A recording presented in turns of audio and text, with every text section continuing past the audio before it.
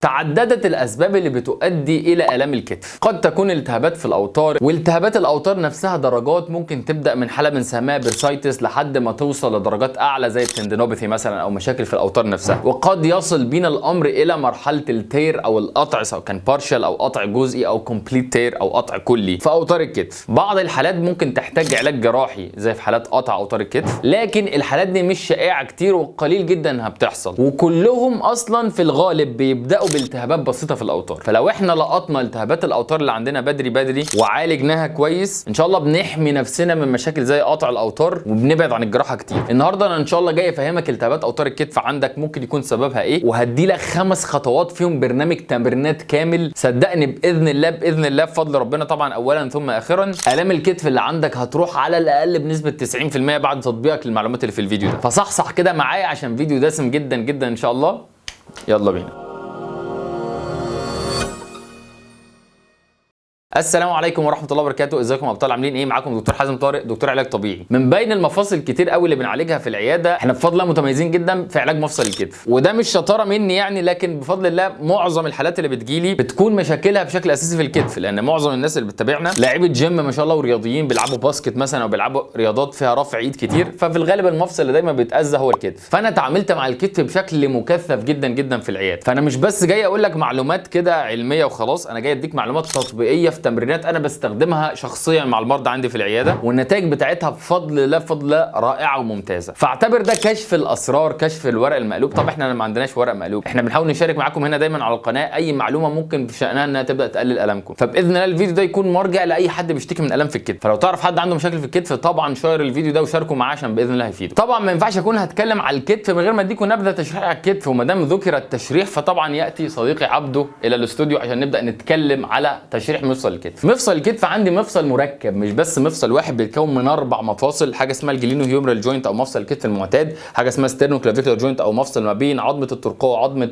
القص، ومفصل تاني ما بين عظمه الترقوه وعظمه الاكروميون هنا بتاعت السكابيلا. يبقى 1 2 3، والرابع بتاعهم هو بينتج نتيجه التقاء عظمه لوح الكتف نفسها، العظمه بتاعت اللوح بتاعت ورا مع القفص الصدري من الخلف. عشان تبدا تتحرك كويس ومفصل الكتف ده يكون في صحه تمام، لازم ال4 مفاصل دول يشتغلوا مع بعض بهارموني وانسجام كبير. اي خلل في واحد او اكتر من المفاصل دي بيسمع لي في مفاصل تانية. يعني المفصل ده مثلا وانا بحرك ايدي لو مش بيتحرك معايا بشكل كويس وانا بحرك ايدي لفوق، ممكن يحصل حشر على الاوتار هنا او التهابات فيها. وبرده مفصل لوح الكتف ده طبيعي المفروض وانا بحرك ايدي لفوق في مرحله وانا ارفع ايدي بالشكل ده كده، يبدا يتحرك معايا لفوق بهذه الكيفيه عشان يبدا ما يتزنقش على اوتار الكتف. لو ده مثلا ما اتحركش بشكل كافي هيبقى ثابت، اجي انا اتحرك بكتفي لفوق ده ما بيتحركش معايا، يحصل انحشار في الاوتار اللي بتبقى معديه من الحته دي في اوتار الكتف تتحشر، او الحاله بنسميها الامبنجمنت سندروم. طبعا انحشار الاوتار دوت بيعمل لنا التهاب فيها. فبعد ما عرفنا المقدمه التشريحيه البسيطه دي، يلا نعرف ال5 خطوات اللي ان شاء الله لو طبقناهم الام الكتف دي هتنتهي تماما باذن الله. اول حاجه هنعملها ان احنا نبدا نحسن مرونه العضلات، واخص بالذكر في هذا الفيديو 3 عضلات اساسيه هنهتم جدا بتحسين المرونه بتاعتهم، وهم عضلات البيكتوراليس ماينور او عضلات الصدر الاماميه العلويه بالشكل ده، عضلات اللاتيسمس دورساي او عضلات الماجنس اللي موجوده من هنا، وعضلات ثالثه بنسميها الليفيتور سكابيلي، ودي عضلات بتستخدم في رفع لوح الكتف لفوق، وهتبدا تعمل لهم الاسترتشات بالشكل اللي انت شايفه دلوقتي. هتثبت في كل استرتش لمده 30 ثانيه وتكرره لي 4 مرات يوميا، طبعا ناحيتين سواء كان الكتف اليمين او الكتف الشمال، حتى لو انت شاكي من كتف واحد. تاني حاجه عندنا محتاجين نحسن المدى الحركي بتاع مفصل الكتف او رينج اوف موشن اكسرسايز لمفصل الكتف، وبالتالي محتاجين نعمل حركات الكتف كلها زي الفليكشن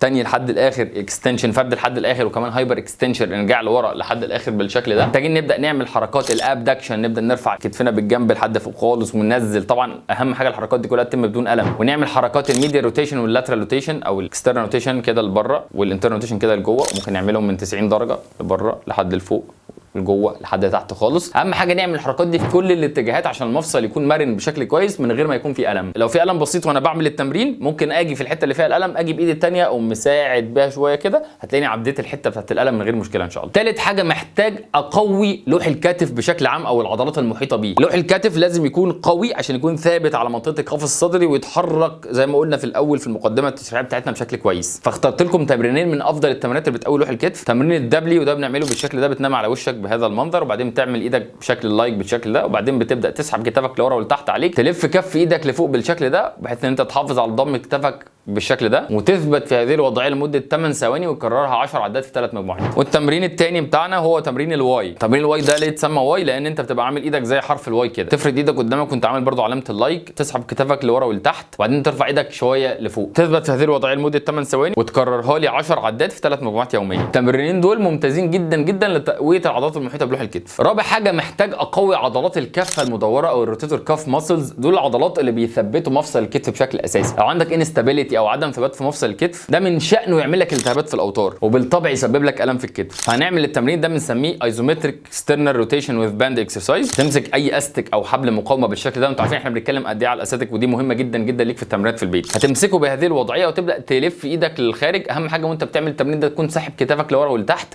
لو بتعمله باستك ناحيه واحده تكون حاطط ازازه تحت كوعك، وكنا وضحنا ايه فايده الازازه دي لوحدها، عملنا فيديو كامل عن الازازه دي لوحدها ممكن ترجعوا له هيفيدكم جدا. تثبت في اخر كل عده من 4 ل 5 ثواني وتكررها لي 15 عده في 3 مجموعات. خامس تمرين في غايه الاهميه معانا، والتمرين ده انا باكد عليه تقريبا في كل الفيديوهات بتاعتي، وهي تمرينات التنفس العميق. هتقول لي يا دكتور ايه علاقه التنفس بالكتف؟ يا دكتور هقول لك ان التنفس بشكل عام هو عمليه مهمه جدا. انت في الطبيعي اصلا بتتنفس غلط، يعني كلنا بنبقى عاملين كده او معظمنا يعني الغالبيه بتبقى عامل كده، بتتنفس بالعضلات المساعده في التنفس، فتلاقي كتفك لفت كده لجوه، لان العضلات اللي بتتنفس بيها هي عضلات اكتافك اصلا ورقبتك. ده بيخلي العضلات دي تبدا تتنشن جامد او يحصل فيها تنشن كده، شد قوي. فانا محتاج العضلات بتاعه التنفس العميق زي عضلات الحجاب الحاجز، ابدا اتنفس من بطني تمام، واخد نفس جامد وافتح صدري كمان بتنفس.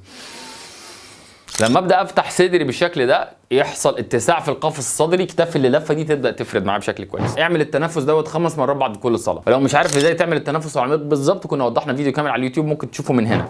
وبس كده ابطال، عايز اقول لك ده برنامج متكامل بفضل الله، لو طبقته باذن الله طبعا الشفاء بتاع ربنا سبحانه وتعالى اولا واخيرا، لكن هيكون سبب كبير جدا جدا ان شاء الله في شفائك وعلاجك من الام الكتف اللي عندك. فلو عجبك الفيديو اولا لا تنسانا في دعوه كويسه منك كده، كما تحب الناس تدعي لك ادعي لي، وشير الفيديو ده عشان يعم النفع بشكل عام مش بس واحد يستفيد. وزي ما قلت مشاكل الكتف وغيرها من المشاكل مش بس الموضوع مقتصر على فيديو او شويه معلومات بقولها لك، لا الموضوع ممكن يحتاج تدخل طبي اكبر. فلو انت جربت هذه التمرينات او غيرها بشكل عام او عندك مشاكل اخرى وحابب تنورنا في العياده، فمصر كلينيك اكيد مكانكم في اي وقت. هتلاقي اللينكات بتاعتنا تحت في الديسكربشن، هتواصل معانا وتنورنا. ولو انت من بره مصر ومش عارف توصل لنا وعايز تستشيرنا بما يخص حالتك عشان نبدا نرشح لك التمرينات المناسبه ليك او حتى نقول لك ايه اللي ينفع تعمله ايه لا، فتقدر تحجز استشاره اونلاين وهتلاقي التفاصيل برده بتاعتها تحت في الديسكربشن. كان معاكم دكتور حازم طارق، اشوفكم الفيديو الجاي ان شاء الله ابطال. السلام عليكم.